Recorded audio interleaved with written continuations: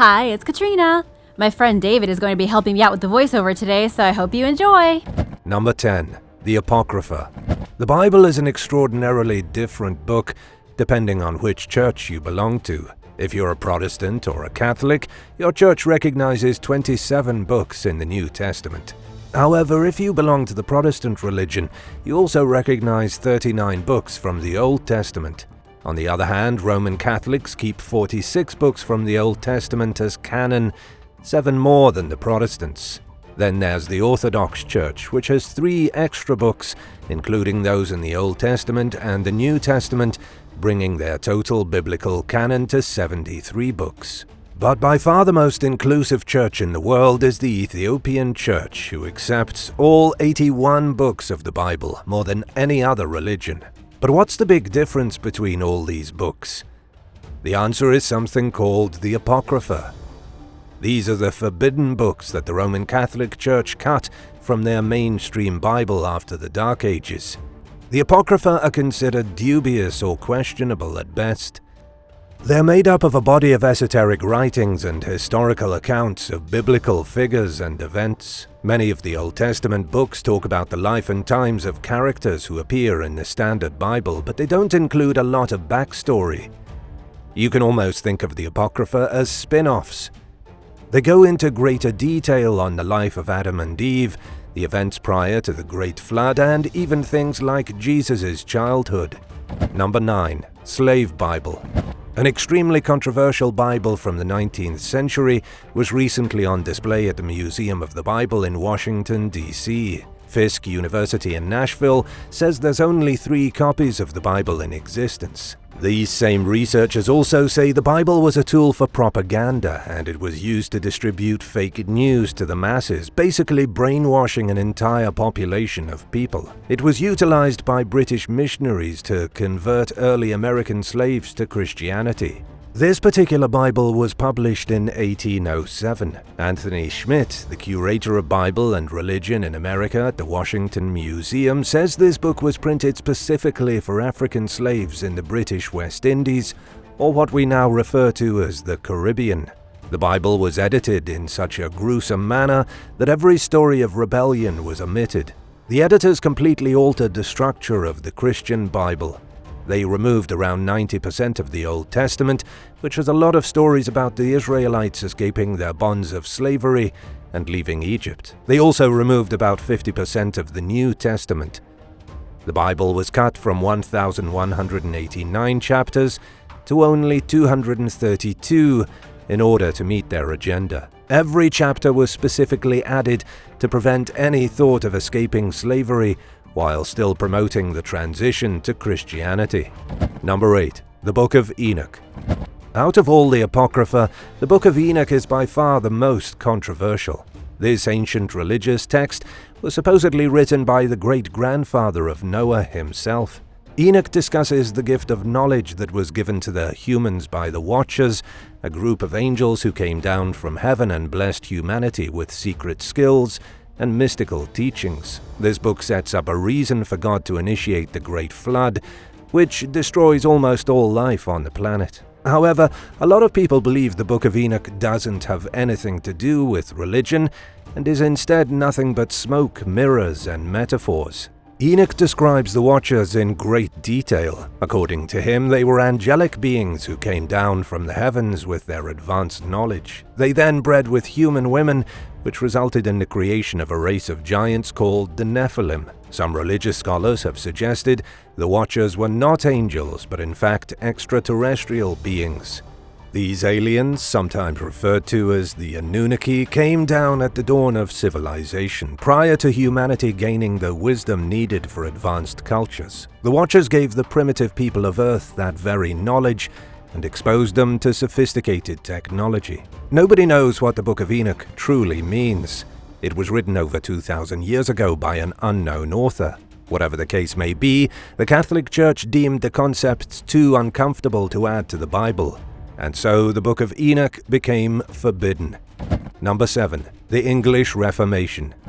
The 16th century was a turbulent time for Catholicism in England. The Protestant Reformation was already underway. The Vatican forbade anyone from translating the Bible into English, and people were beginning to have their doubts. The Church was purposely withholding an English Bible from the masses, so the common people couldn't read it themselves. But in 1535, English scholar William Tyndale finally translated the Bible, something that would earn him a brutal strangulation in 1536. Shortly after this, King Henry VIII decided he would move his country away from the Roman Catholic Church. This resulted in the English Reformation, a division in the Church that was made possible because the king wanted to legally divorce his wife and take on a younger mistress. Keep in mind, these are the kinds of things the Church does not want you to know about. There are entire branches of faith in existence because of kings who wanted to change the rules to better suit their own whims and desires.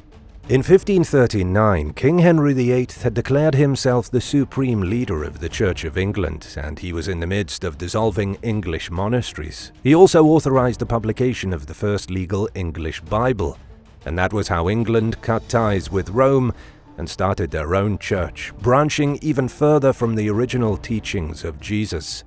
Number 6. The Flaying of Saint Bartholomew.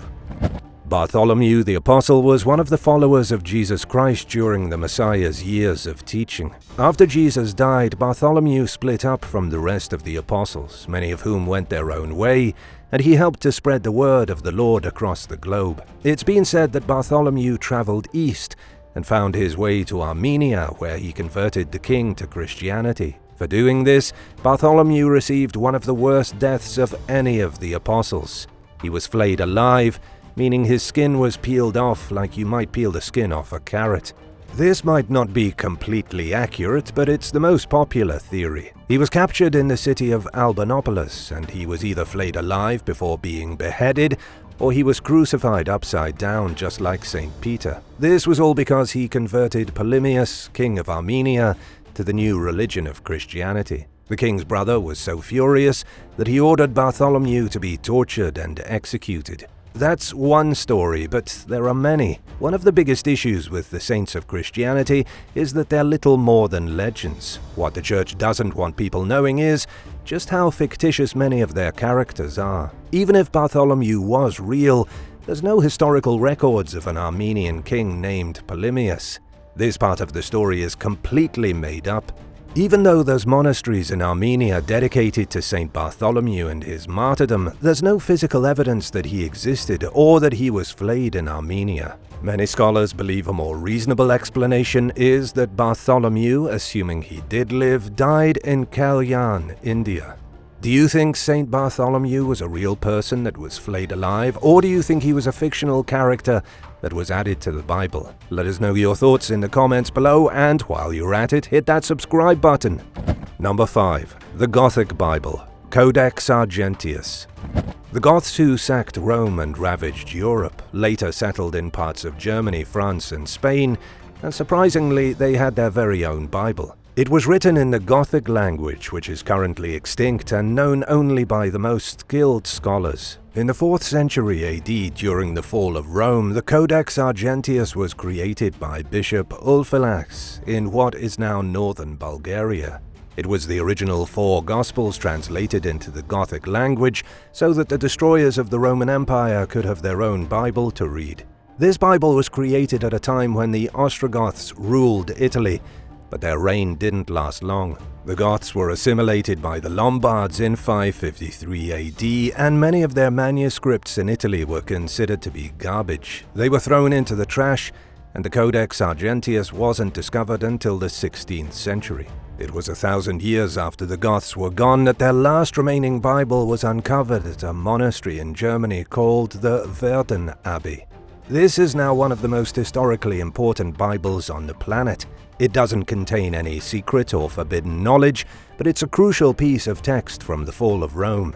Even as the mighty empire collapsed, there was no destroying the spread of Christianity. Number 4. The Books of Ezra. There were initially 4 Books of Ezra in the Bible. There's 1 Ezra, Nehemiah, 1st Esdras, and 2nd Esdras. The last 3 were scrapped from the original Bible because the Church believed the knowledge in these sections were too advanced and controversial. far more difficult for ordinary people to understand. The authorship of all 4 books is attributed to Ezra.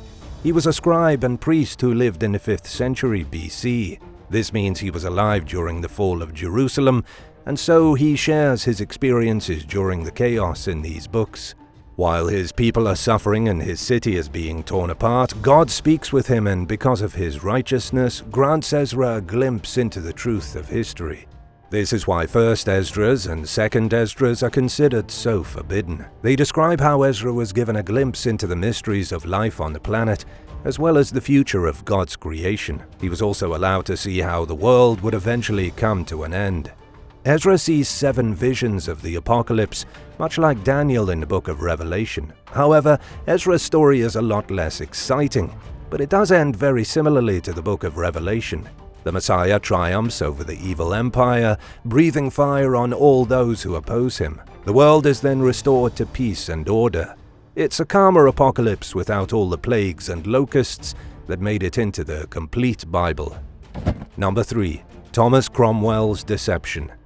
The first official English Bible printed by King Henry during the English Reformation was called the Great Bible. It was the job of Henry's chief minister, Thomas Cromwell, to print and distribute the book to just about every parish church in the realm. However, Cromwell was secretly plotting to use his position as publisher to change the balance of power. Cromwell was the most powerful man underneath King Henry, but he wanted to have even more influence, so he used the mass printing of the Great Bible to accomplish that. On the title page of the Great Bible is an image of King Henry handing copies of the Bible to Cromwell, and then Cromwell can be seen handing them to clergymen and other nobility.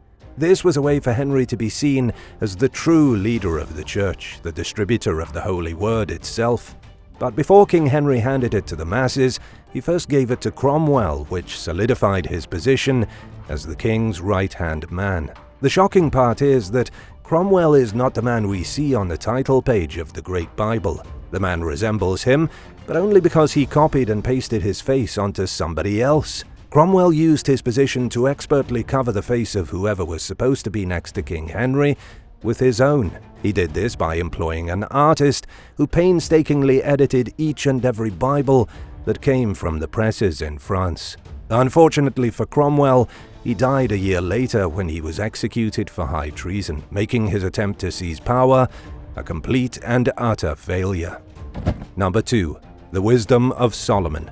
One of the mysterious apocryphal books you don't hear much about is the Wisdom of Solomon. This book was written in Alexandria a couple of decades before the birth of Christ. It was allegedly composed by a Jewish person living in the city who wrote the chapters in Greek. The book consists of 3 main parts, none of which seem to have any connection to one another.